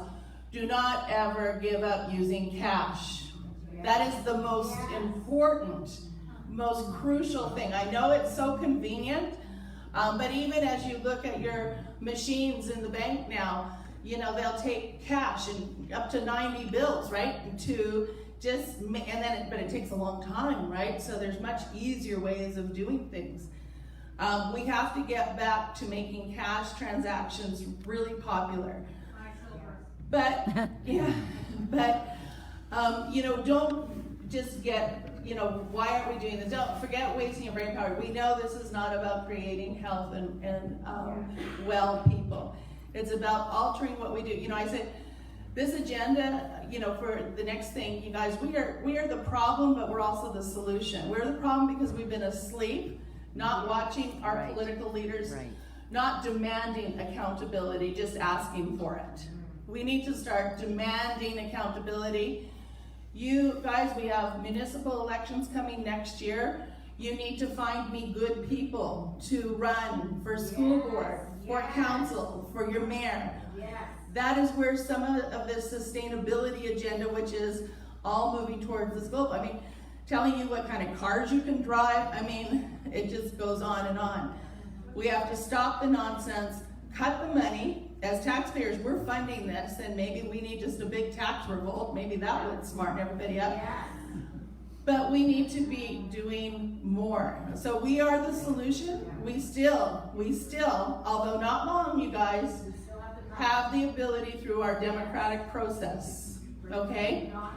Your voice united, your votes united, and your value as consumers united is a mighty weapon against what is happening here. But you need to be informed and connected, okay? To think anything else isn't going to be helpful, all right? So, but that's for another meeting, all right? And we're already, I know that time is motoring on here. This young boy here, I think we should listen to him because he's had his hand up for a long time. And we should listen to him. Okay, well, but there's a lineup, so anybody who wants to say things, get in line now because I am going to cut the line off. Okay, so where was the young man? Is he in the line? Oh, good. All right, good. He's in the line. Yeah, we'll hear from him. Let's proceed, All okay? right. Because we've got to get on the road to, we're going to be speaking to another community tonight. So if you can make your questions short, on the point, aim towards children, because that's what we're here to do, is to protect the kids. And although everybody here has a story, you know, if you could just keep to the questions, that would be great. Thank you. Okay, thank you. I know last night I asked a question about the difference between the ivermectin and hydroxychloroquine. And you mentioned that 80% effectiveness for ivermectin and only 60% for hydroxychloroquine. What if I'm on the hydroxychloroquine every single day? How does that work? That's my question. It might be better. Thank you. It's a good question. But you are asking a little bit about treatment and which one's better, that type of thing. I would refer you to some of the things on the back of the brochure, particularly Canadian COVID Care Alliance, and they may be able to answer that question for you. Yep. Also, the Frontline Critical Care Consortium, the FLCCC, they have lots of information about that. All right, it's a very sort of detailed question. I think we just because of the time limitations, if we could let you do the research for yourself at those sites. Okay, so people are more focused on, and I challenge my doctor all the time because she's pushing on the vaccine because I have an autoimmune disease. So every time I go in the office, they're calling me into the office to get my second shot. And so my challenge is always asking them, you know, these questions. So, you know, I just say, why am I being asked all the time? Like, are you particularly concerned because of the autoimmune? I'm already on hydroxychloroquine. So why, if I'm already protected, why should I be worried about this, like you say, not a vaccine? So that's why.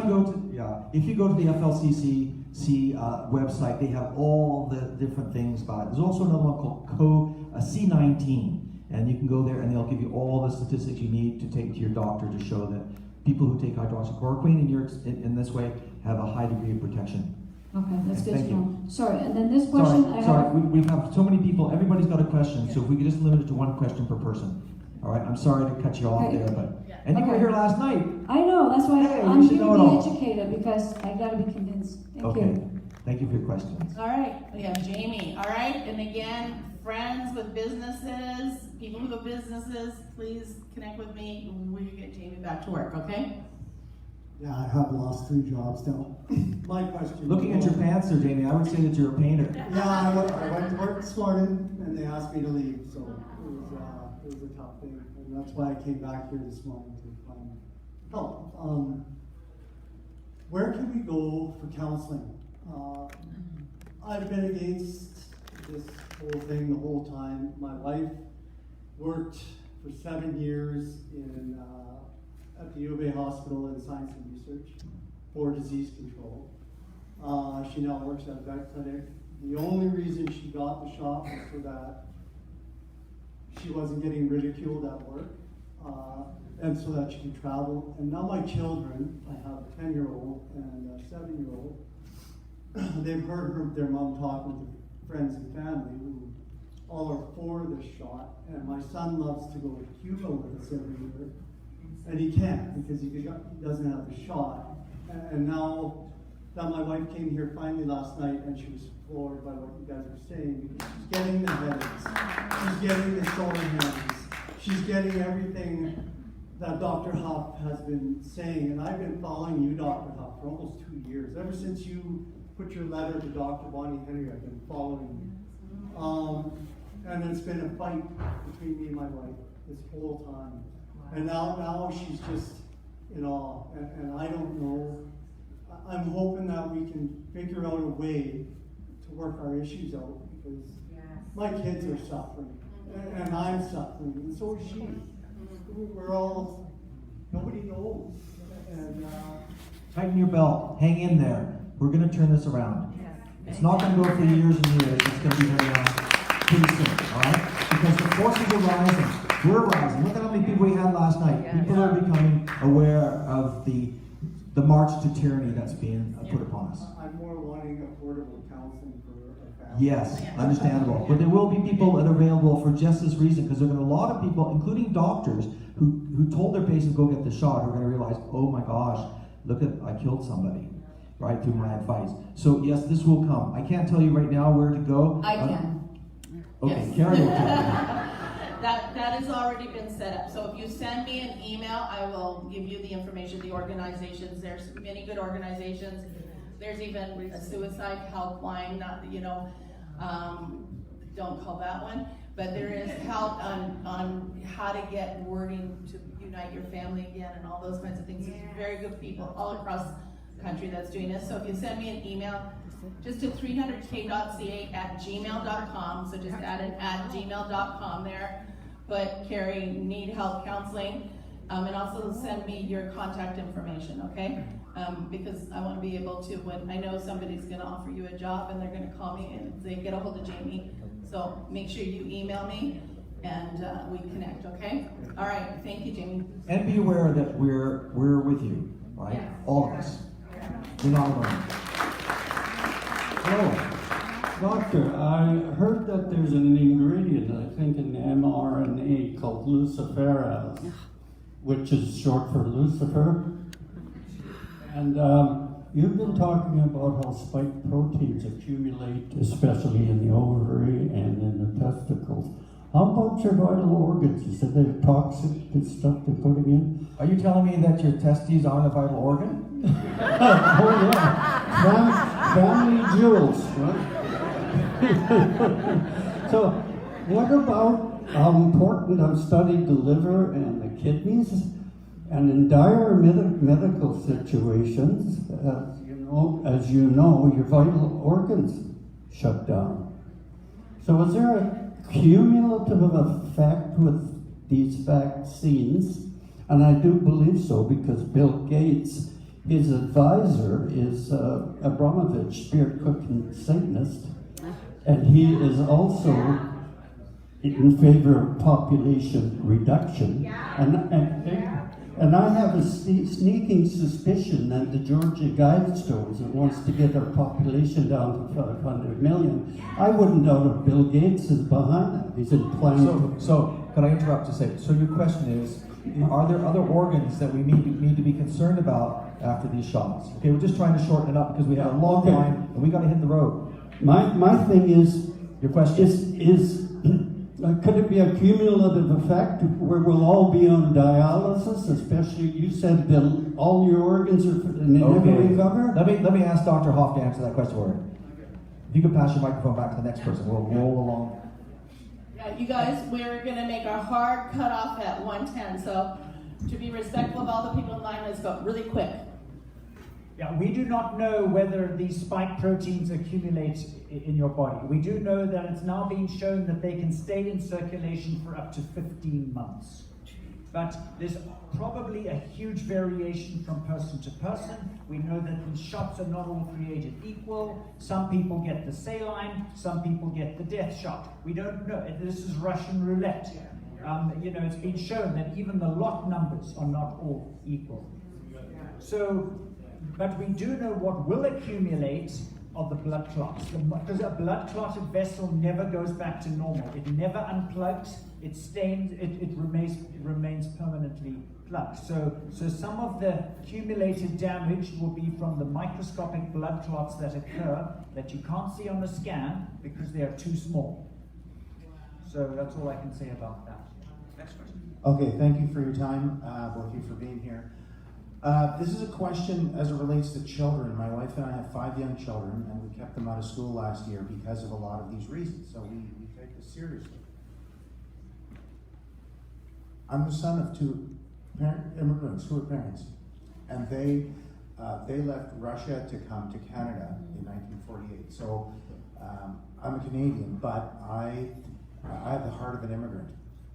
And I know Dr. Hoff, I just read briefly in your bio, you came from RSA, and it's like there's a time when, are we as parents who, if we do not get our children vaccinated, not that I'm supporting we do, because I don't, but if we are deemed unfit parents, and I know you can't answer this question, but I'm still asking the question, can they take our children away from us? So I'll answer that. Okay, so I have a lot of experience in helping with child protection laws in BC. As the law currently stands, denial of medical services is a grounds for removing your children. Emotional abuse, psychological abuse, and it's not defined. That's the problem. So once again, you guys, we either live in a state of fear or we rise up and say enough is enough. We have seen this mandatory vaccination agenda come down. We see it last fall when Minister Dick started harping about the measles and making sure everybody's vaccinated with measles. We need a full stop to this. And again, it's your voices united that will make the difference. But yes, that is very much a concern. But we have to put an end to it right now. We have the power to do that, okay? I was just wondering what you think happened to the people that have died from COVID-19? Like, what is the real cause behind it? Yeah, the VAERS reports do record a massive spectrum of injuries from this. So the COVID deaths, so there's the slide that I showed about that, those 19,500 that have been reported to have died in the US, and by the way, we know that's only about 1% of the total. You've got to multiply that by 100, because only less than 1% of vaccine injuries ever get reported. They just get called coincidences. But those were people who died suddenly and unexpectedly within 21 days of their shot. These are people who should not have died. There was no other reason to expect their death. I've actually had, I'm double vaxxed myself, and I've had COVID-19 before I got the shot. And I personally know people who have died from COVID-19, and it sucks, like seeing family members die from COVID-19. And I'm all for you guys, like free speech, like that's why I'm here today, free speech as well. Okay. But I just wondering what you think they died from, because it's not just blood clots, Yeah, it could be a whole variety of things. They've been doing autopsies on people who have died from the COVID infection and found that 95% of them did not die from COVID. They are recorded to have died from COVID, but they actually died of whatever else was wrong with them, and they just happened to have a PCR test. What do you think the spike is, though? Well, the spike, you mean the spike protein? There's a spike in deaths, 100%. Oh, yeah. 100%. Yeah. But there was no overall spike in deaths until the vaccine rollout started. So you think people are getting the vaccine and they're dying because of the vaccine? Yes. Yeah. And there was no overall increase in deaths until the vaccine rollout started. Just people that died of other things, they would do a PCR, because everyone in hospital was getting a PCR test. You could be dying of end-stage heart failure or cancer, and if you had a positive PCR test, they put it as a COVID death. So they massively exaggerated it. And I also want to say, I have a very good friend who they claim died from COVID, but what he really died from is the hospital's refusal to treat him in accordance with known therapies that actually work. Yeah. I had a patient, an elderly woman who had a bladder infection and had confusion, and when she went to the hospital, she got a positive PCR test. Her problem was she had a bladder infection, and they isolated her. The nurses all garbed up, so she didn't know who was coming, and people were afraid to come into her room because she had a positive PCR test and was deemed COVID. So they sort of neglected her. She went into congestive heart failure, so she got fluid in her lungs. And one doctor came along and said, well, why don't we just give her some Lasix? So they gave her a big dose of intravenous Lasix, and it cleared up her congestion in her lungs. She became compos mentis again, and eventually they discharged her from the hospital. So she never had COVID, but she had a positive PCR test. But she got treated in that COVID channel, right? And so everyone, oh, and then they were saying, look, you survived COVID. You're 89 years old, you survived COVID. She never had COVID. Yeah. Right? So this is what happens. If people go down the COVID path, and then they get, well, this is a death sentence for an 89-year-old. They were calling the family saying, your mom's going to die, she got COVID, you better come and see her. Then they wouldn't let them in to see her. So it was like that. So misdiagnosis is a big problem there. But people do die of COVID, it's true. And even we're seeing some young people, so we're not going to neglect that. If we treated them properly, we would, at least in the United States, have prevented 80% of the deaths that were designated COVID deaths. So it does occur on both sides of the equation here. People do die of COVID, but I think we're seeing more deaths from the shot. So I'm curious if there had been an acknowledgement of the immunity we now know you had from natural COVID and had respected that with giving you an immunization pass, would you have still got the shots? Personally, I think the vaccine works. Personally, like, I have my chicken shot for chicken pox. It's all the same, you know? No, it's not the same. It is, though. No. Okay, well, I know that the doctors, that is an important one because that's the lie they tell you. It's just like all your other vaccinations. I'm all for you. I think if someone is unvaccinated, they should have the full will to go into a place fully aware. Like, I don't think they should take away that is controlling. That is controlling when they take away, like, your freedom of going into places. Well, that's what we're losing. Is, like, I believe that people should have the choice to get the vaccine and people should have the choice to not. Oh, absolutely, absolutely, yeah. However, when you say it's just like all the other vaccinations, that is misinformation that they are telling you. And I'll let Dr. Hoff address that one. I think most people now know many double-vaxxed people who have had COVID since being vaxxed. Yeah. Oh, yeah. It's all over the place. It's in the hospitals, it's in the long-term care facilities. They've fired all the unvaxxed people, and yet there's still COVID happening there. Yeah. So clearly this doesn't work. A vaccine is supposed to make you immune. This doesn't. Big difference. And what I want to differentiate, though, there are some very effective vaccinations. I don't think anybody is saying that there aren't. They have proven themselves, and I emphasize proven themselves over the test of time. I want to thank that young man for coming up, though. Because you're in a room with people who don't really think that the vaccination works. You know, they're not willing to go get it. So I want to congratulate him for standing up and speaking out. And let's put it on the table, let's discuss it. I think this is really important. If we'd done that, we wouldn't be in this fix. And I want to thank me for allowing freedom of discussion and freedom of speech, regardless of what side you're on. All right. Okay, no more people in line. I did see you guys speak in there. My question is about ivermectin. We hear that it is a good cure for treatment. How do we get it? Yeah, that's a very good question. Ivermectin is very effective. You either have to get it from a place that sells veterinary things, particularly for horses. I used the horse ivermectin for myself when I had COVID. Even though I had the tablets, I wanted to test it on myself. Where did you get the tablets? Big pardon? Where did you get the tablets? I bought $900 worth of them from a pharmacy about a year ago because I wanted to give them to all my family members. I looked at the research to see how safe and effective it was. I gave the tablets to my 89-year-old mother who sailed through COVID with no problem. There's lots of us out here looking for ivermectin. We've heard that the vets can offer it. Yeah, well, vets, unless you get a vet that's awake, they won't. Exactly. And you can't get the capsules through the So go States. to Ezra. So if you go to Ezra Wellness, they may be able to help you or tell you where to get it. Okay. Ezra, yeah.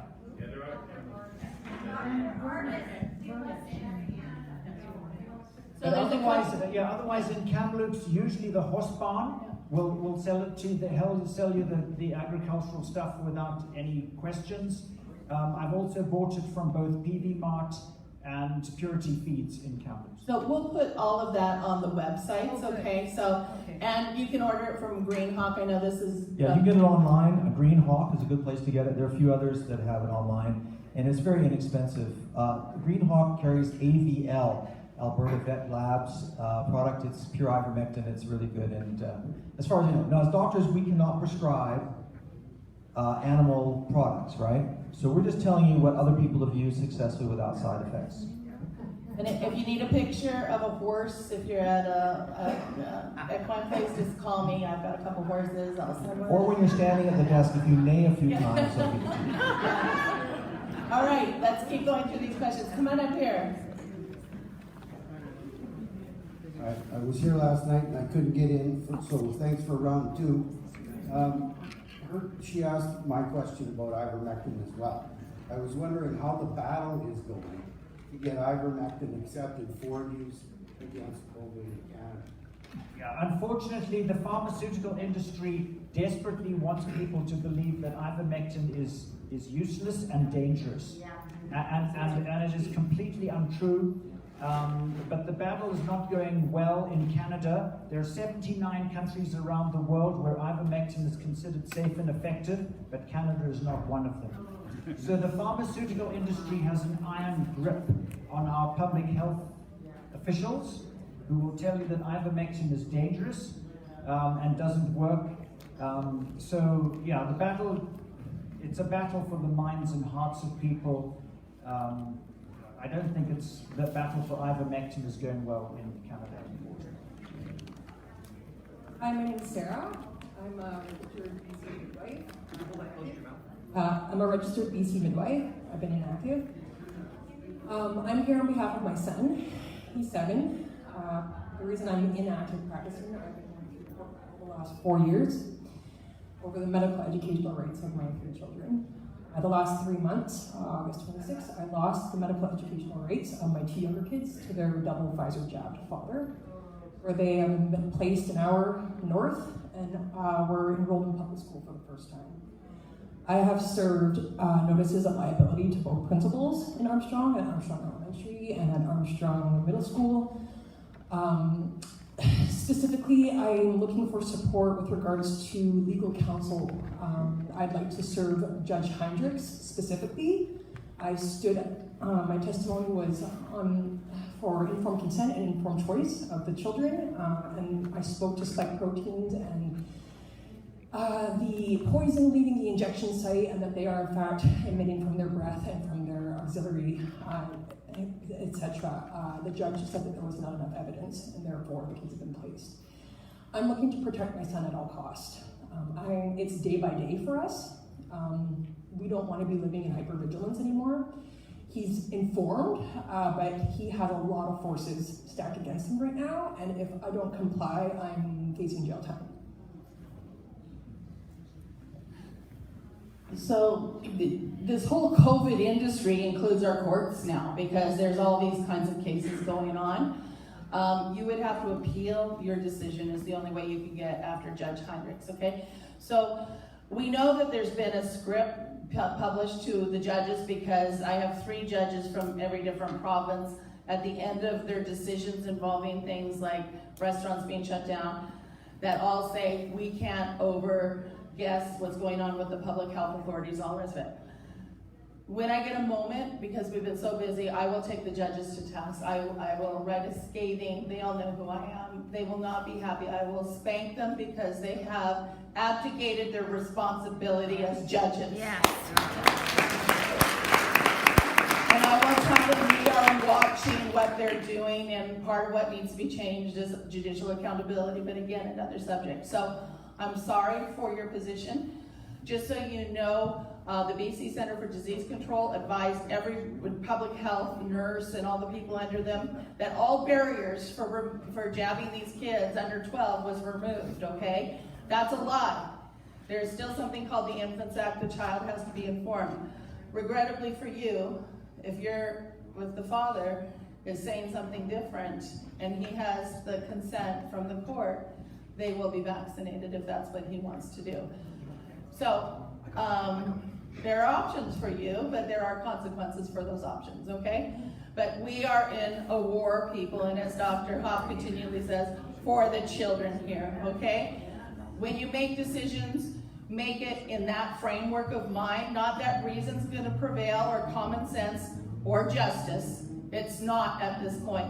We are front-line war right now, and take no prisoners. Okay, last question. Thank you for being here, and thank everyone for showing up. My question is about PCR tests and how inaccurate they are. How do we know we've actually caught COVID and achieved immunity? When I had a test, it was the actual test for SARS-2, not COVID-19, so that right there is confusing. Yeah, the PCR test is not used as a diagnostic test for any infectious disease in medicine, especially at such a high cycle threshold that they use. It was, I think, the fact that the World Health Organization, right at the beginning of this pandemic, told every country that that was the gold standard for identifying COVID was just part of the fear narrative. Because a PCR test cannot distinguish between a living or a dead virus. In other words, even a fragment of protein of the virus will come up as a positive test, and a fragment of protein can't give you an infection. It also cannot distinguish between the different coronaviruses. So you could have one of the common cold coronaviruses, or you could have COVID-19, it'll still come up positive. So it's part of the narrative of fear of getting more cases. All you have to do to have more cases is do more tests, and you can drive the narrative of fear.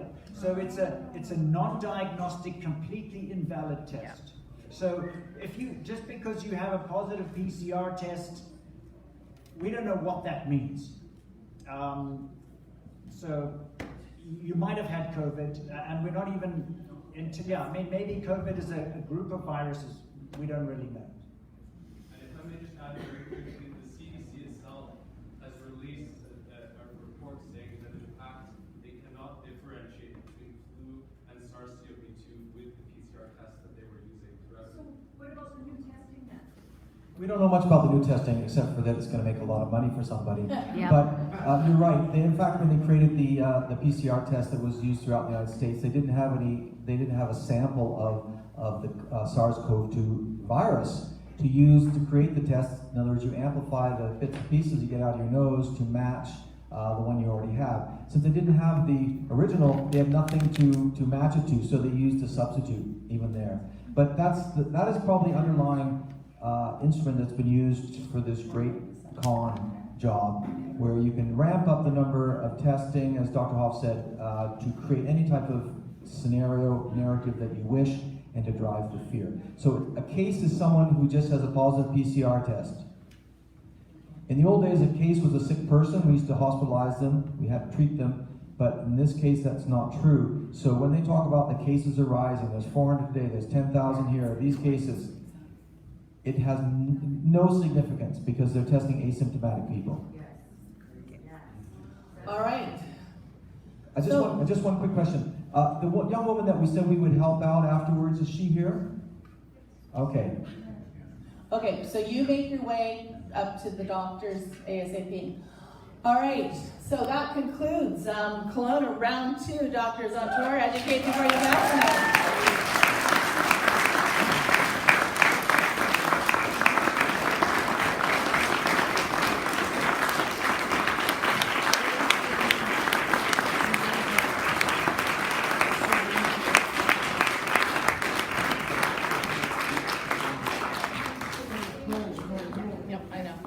All right, so I know normally the doctors stand around and help with more questions. You guys, we have to literally hit the road, okay, the weather and what have you.